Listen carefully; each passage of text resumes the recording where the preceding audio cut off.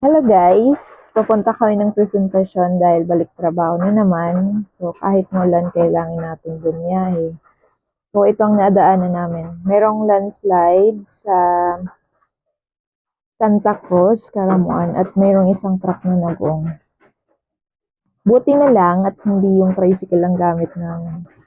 So kaya namang dumaan yung mga motor. Kaya inantay lang namin na pwede kaming dumaan kasi inaayos nila yung daanan ng motor.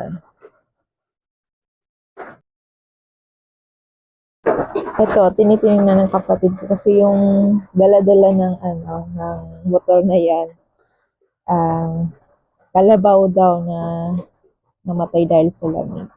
At 7 p.m., yan pang sitwasyon sa dinaanan namin. So, hindi na alis yung truck na nagoong.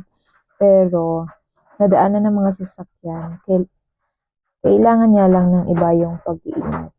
Kasi madulas po ang daan at medyo malalim na yung putik.